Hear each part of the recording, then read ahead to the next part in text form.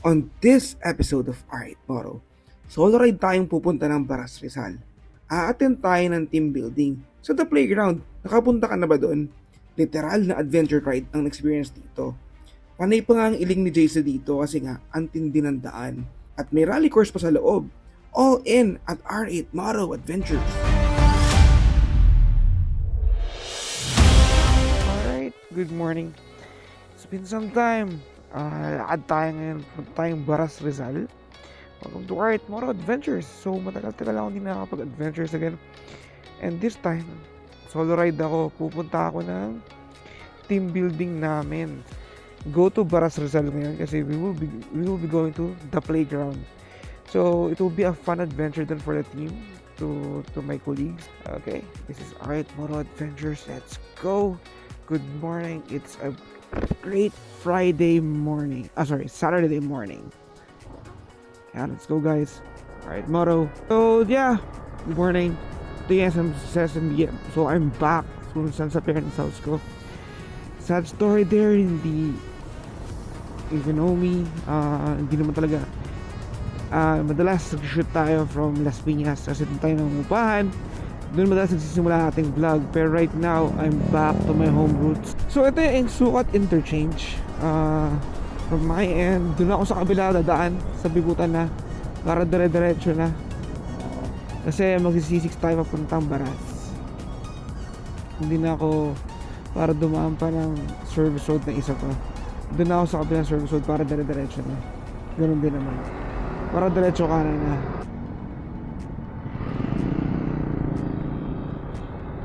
So, approaching na ako ng Bigutan. Ito na yung Bigutan exit from the highway. If you see it on my video. So, kakanan tayo dyan. Punta tayo ng C6. Buti nga may C6 na.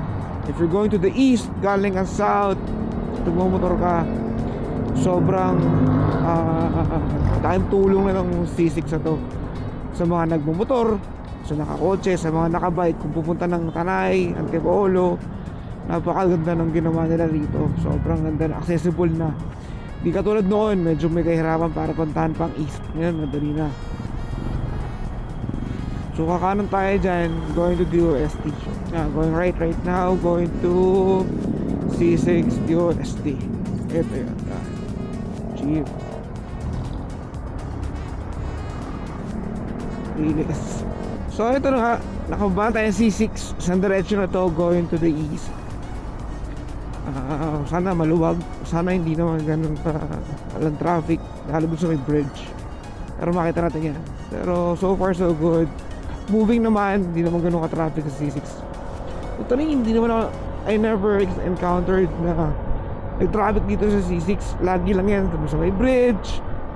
Okay dyan sa packet na ng Bikutan. Pero most likely lagi naman hindi naman traffic dito sa C6. Kaya swabe dumaan dito.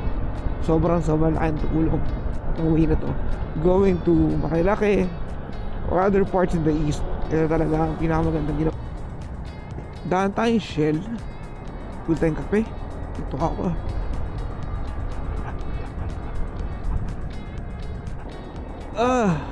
Pagas muna tayo guys. Tagal ang tok. Sabog ko konti. Kape. So yun, nantok ako. Kumain muna ako ng Shell. Tsaka tayo. Kumain ako ng sugar. Break ko ng konti. Dito na ako sa bandang Tanay Rizal. Ay, hindi pala. Ano pa lang? C6 pa lang pala. I'm sorry. C6 pa lang. Kakalagpas pa ng Barkadahan Bridge na may Shell. So, kaya ng konti. Kasi nakaramdam ako ng antok. Kailangan ko ng sugar. Kailangan ko ng milk tea. At medyo malayo-layo pa yung biyahe. Ayoko nang pilitin yung antok na sige lang. Kaya sa mga riders na pag bumabiyahe, medyo malayo at pinahantok, huwag kayong mag-hesitate na mag-stop at magpahinga ng konti. Or kahit kumain ng konti, magkape, something sugar to get your energy up. So after this, busin ko lang to.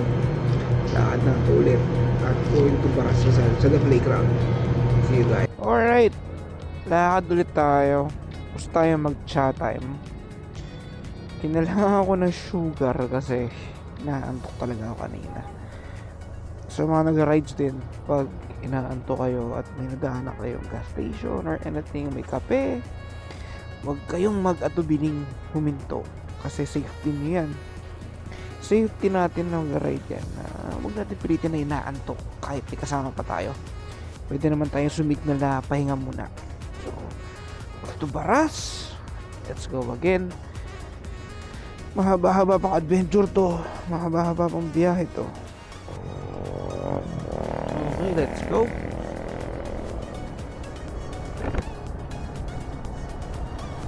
So yun, nasa Taytay na tayo. Kakanan tayo ng pa-Antipolo. Dadaan tayo sa Antips, sa junction, sa may paglagpas ko sa truck na to. Yan yung parang intersection papuntang Antipolo. So normally pag umakit din kami ng Marilaki, dumadaan din kami dyan. So ako papuntang Baras, almost same way din naman yon. Pero yes, yun nga, hindi ako pupunta Marilaki ngayon, pupunta ako ng Baras. So kakanan ako dyan sa Antipolo, kakatay ng Antipolo.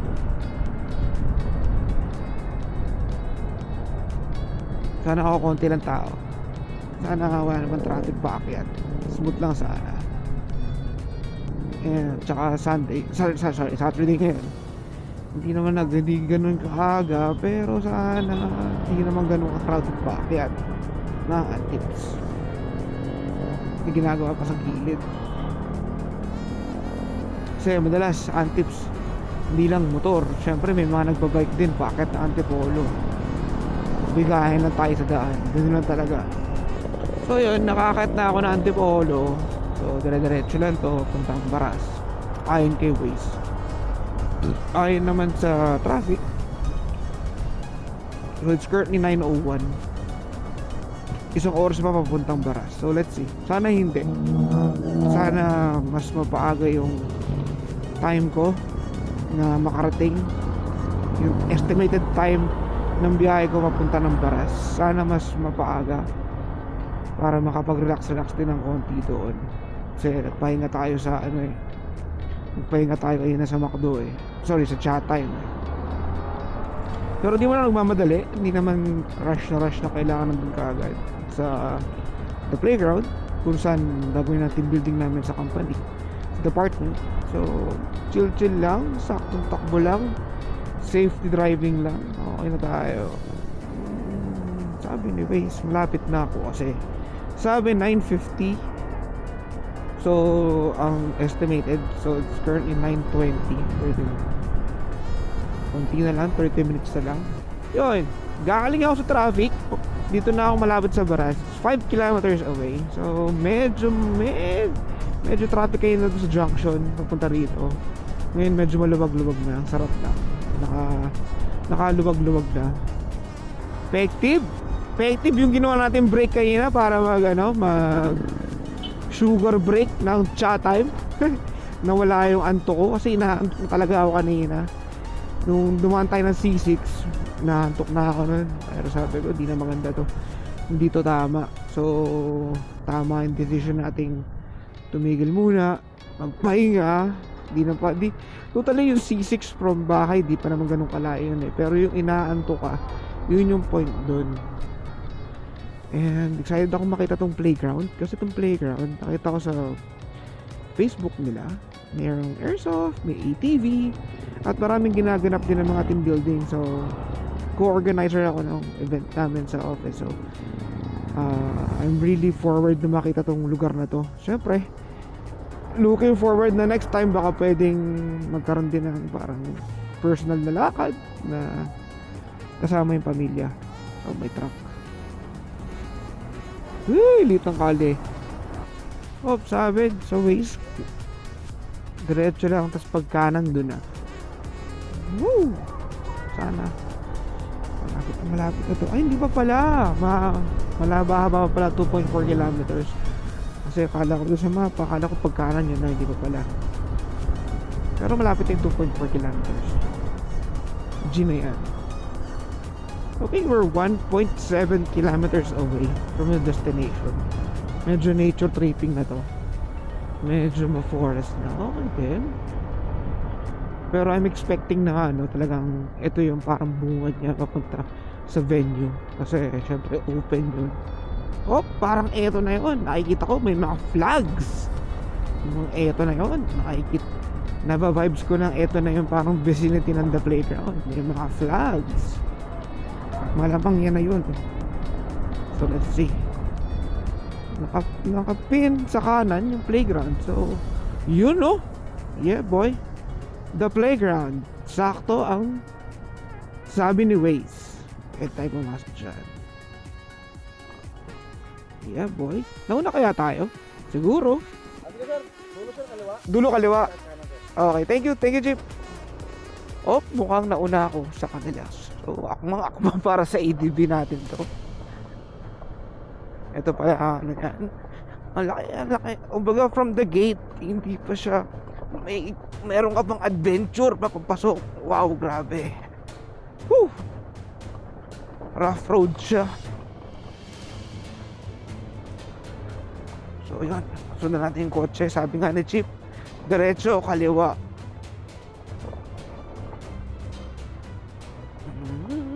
Adventure ng kalaban ng ADV natin, kaya nga adventure, di ba? Diretso lang, hindi pa tayo doon. Wow, doon pa pala, galing ah. Ang laki. Ang laki ng lupain na to. Grabe. Uy, may mga ATV, ang galing oh.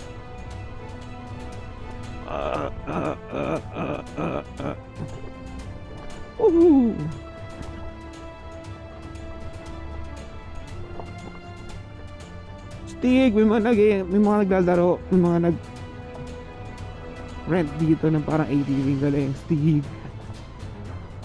tamang ATV sila oh. Hi, adventure tripping. Ako rin eh, parang din ako na ATV eh oh. Ramdam ko din eh. Woohoo. This way to the CVM Eco Park. Woohoo.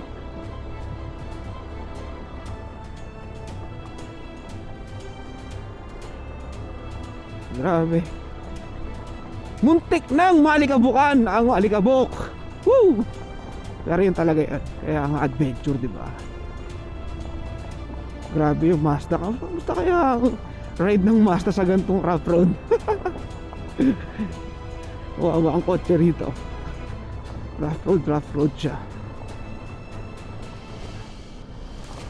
So I assume hindi pa yan dito. Doon pa tayo sa looban. So I'm not sure kung nauna ako. Nauna ata ako eh. So I'm not sure. Nauna ako sa grupo. Wow! Grabe yung rough road. Grabe. Ang haba ng rough road na to. Talagang adventure tripping to. Woo!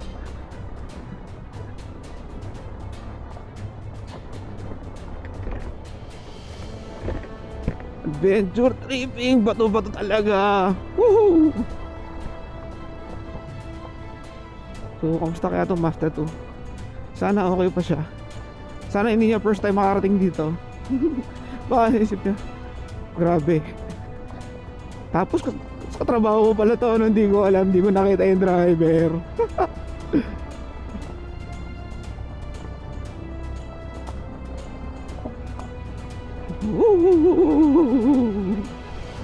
Oh, mukhang malapit na. Tagtag na rin ako. So right sa Eco Park. Woo! Grabe yung daan, hindi nila eh. Walang semento, talagang rough road gaming to. Woo! Talagang ATV gaming, adventure gaming to, papasok ng the playground. Woo! Oh my god. Napalaban yung scooter natin. Napalaban yung ATV natin dito. Woo! Ito na ba yun? Ito na yun. Papunta tayo sa campsite. So kaliwa raw tayo. Kaliwa. Tapos dire-diretso pang kaliwa ulit. Very nice. Kaldagan. May mga mga pato ah. Nature tripping. Tapos adventure.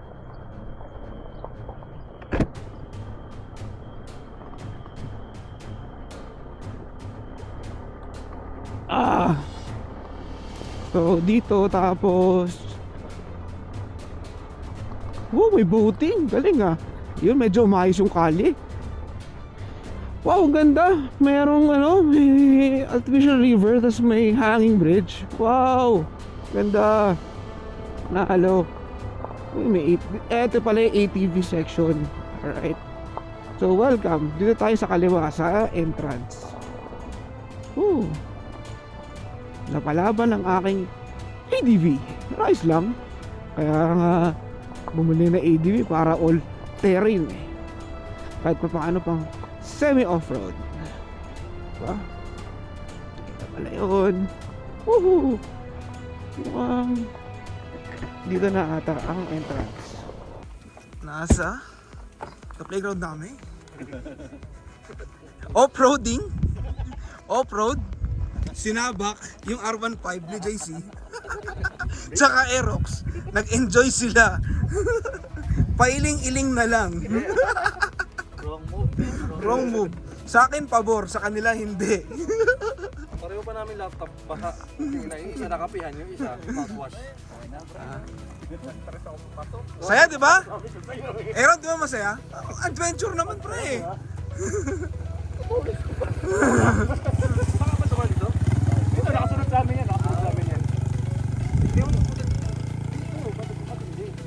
mamaya dito ka dumaan, ba? Maganda dyan. Malapit na yan sa bakit. Oo. Ano mo kayo kuya? Tignan mo ba kami masasabi na lang. Alam mo bakit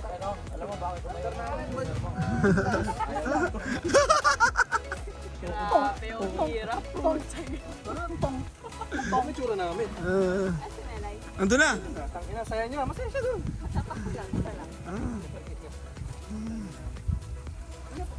Ganda sa playground. Then meron ding ATV track for rally car racing. May currently racing din ngayon.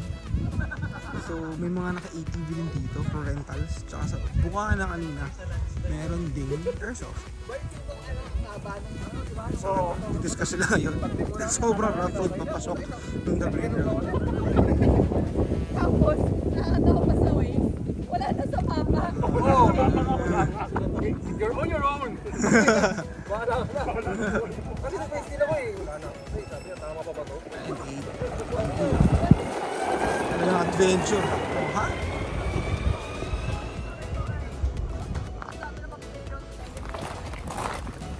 Ganda eh, no? Nature tripping, JC. Oo. Tayo na. Palaban yung mga R15, pre. Sipin mo kami dala kang 400cc, no? Epas yun. O kaya R6, mga ganun, R1, ganun kabigat. Kaya may mga tropa mo ng ride. Right. Tapos, ilang dito ko. Spearhead mo, tapos dito ko dumiretso. Sabihin mo, magandang daan doon, papasok. Oo. Walang problema papunta. Maganda bangkingan Walang doon. bangkingan doon. Hindi maalog. Panis yun, kung 4x4 to. Panis, enjoy yun. Mas pabor na pa ba yan? Mga Fortuner. Ay, mga kubo, ganda may mga kubo. Pwede mag-rent ng mga kubo. Kubo na team namin. Ano ko, dalawa to? So, dalaga ng gamit. Oh, meron din palang pool doon. May mini pool doon. Ay, hindi ko. May mga bata. Nature talaga. Pag naka 4x4 ka, ay, pabor tong lugar, papunta. Pero pag naka small CC tsaka kotse, medyo mapapalaban talaga. Pasok na ang playground. Dito ako ngayon, lalakad. Punta ako doon sa rally cars. Kasi iba pa yung campsite namin sa mga rally cars. May rally course dito. Medyo malikabok pero para ma-cover din natin yung experience sa the playground. Naman, ang laki ng property, grabe. Ang ganda rito, sobrang ganda ng property. Sobrang, ang daming activities na pwede mong puntahan. Nagawin pala, activities na pwedeng gawin. Tsaka ang daming spots na pwede mong pagsilan.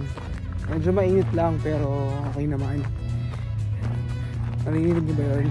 May nag-rally, may nag-rally cross dito. Kaya panalo, gusto ko lang makita syempre. Into cars, hindi lang tayo into motor, into cars din tayo. Gusto ko makita yung scene dito ngayon sa car scene ngayon sa rally cars. Meron ding kung nakita ko kayo ngayon sa papunta, Meron man-made na parang ilog tsaka hanging bridge. Ang ganda rin. Makaklase. Nanalo rin. Ang daming pwedeng chill. Siguro pwede rin, sure ako pwede rentahan din yung kubo dyan kung dyan tapat yung kubo. Tapos dito yung ATV section sa mga gusto mag-rent ng ATV. Yan sa mga gusto mag-rent ng ATV. Kasi marami nag-ATV kanina rito. Punta tayo sa rally course. Gusto ang laruan dito.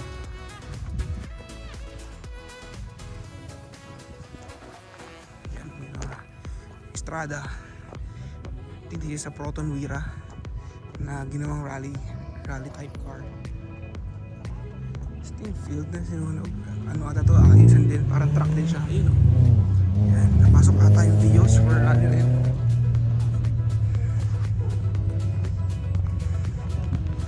Off-roaders. Mga naglalaro.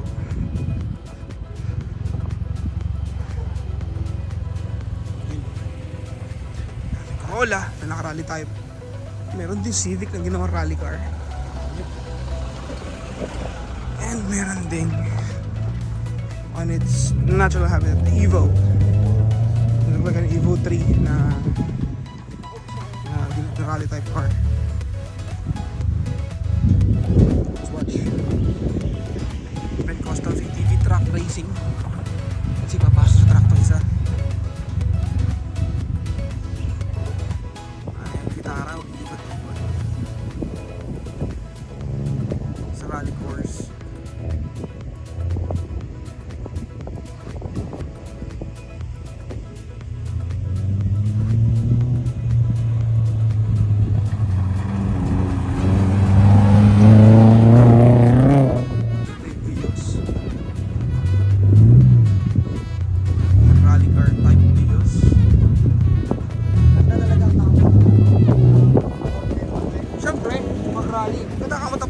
Talaga.